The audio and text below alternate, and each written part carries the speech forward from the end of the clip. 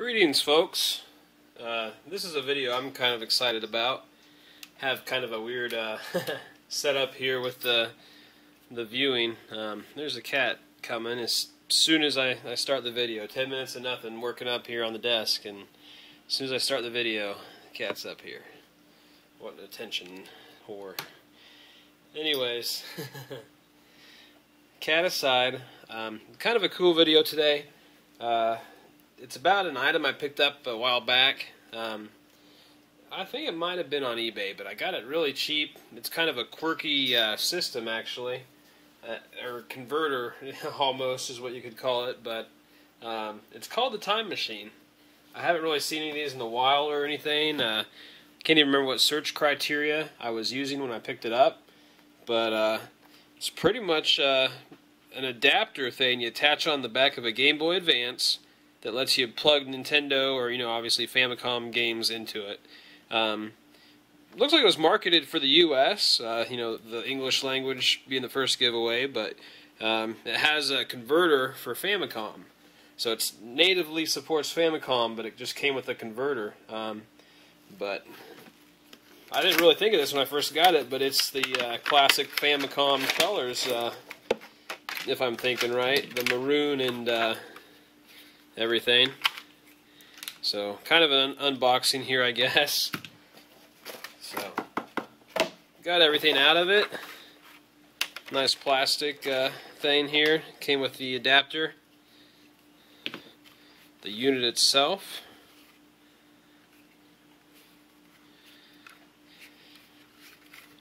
But yeah, let's put this together, see what it does. Kind of interesting.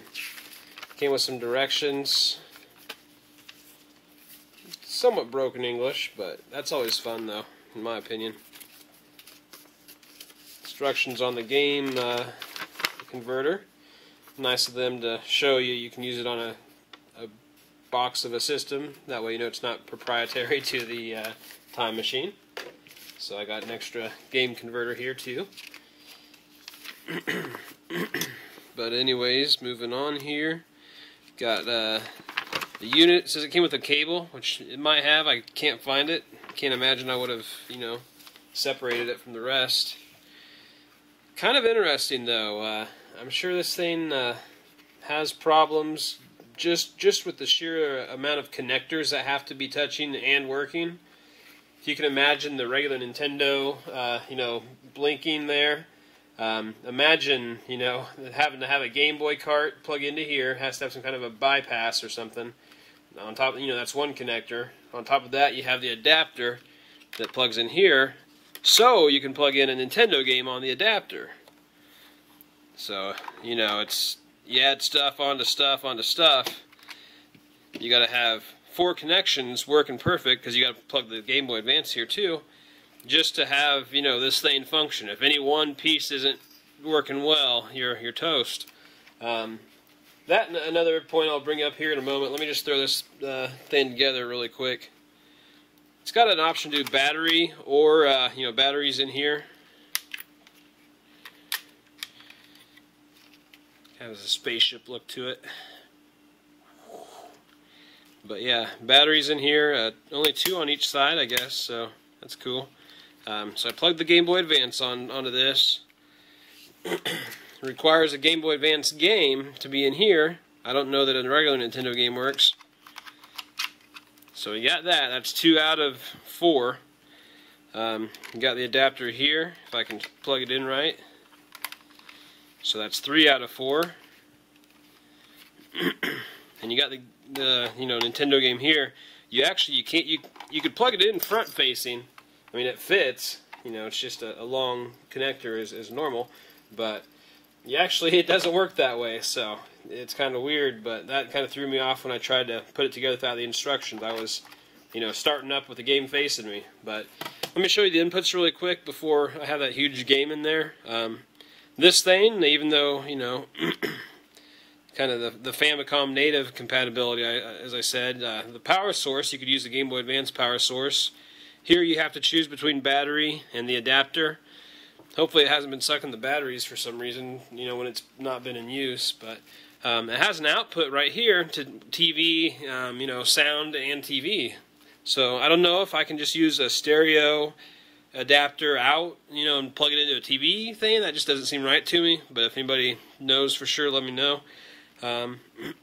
Also on the bottom, you got a reset button. You got a volume and a headphones and a LED light, I guess, just to know that it's getting power. So here it is. Let's try it out.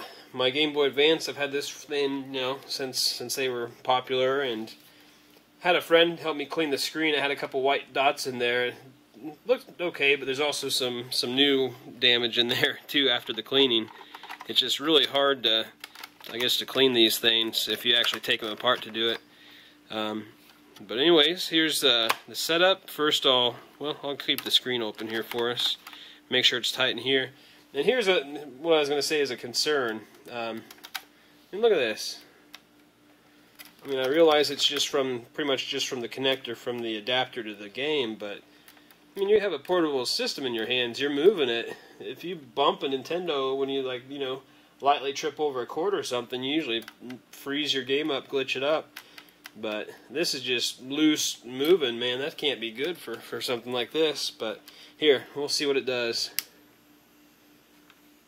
Got power, so like volume's all the way down. Sorry about that.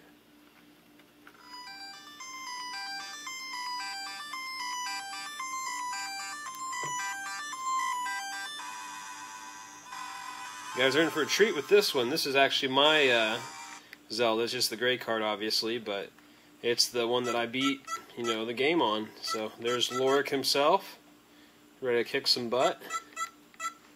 Somebody else played it after me, didn't beat the game, but they beat me on the level up, so I don't know. Maybe I should have leveled up some more, have some more fun doing that sometime. But yeah, that's my Zelda 2 completion there on this one.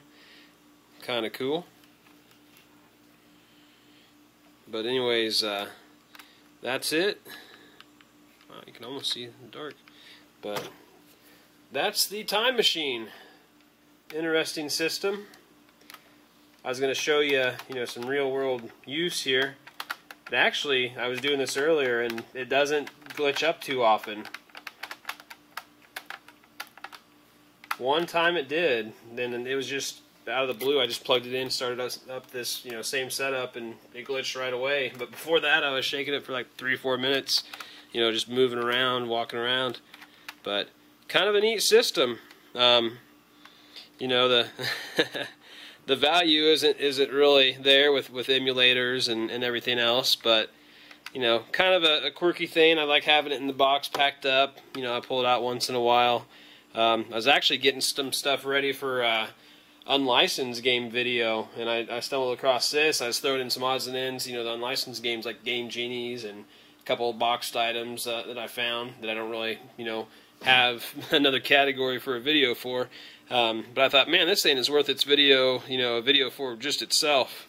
That's kind of hard to find as far as, you know, in the U.S., so you're looking at eBay or online, and just the quirkiness of it, I thought maybe a couple of you guys would appreciate that. But there it is. Thanks for watching. Later.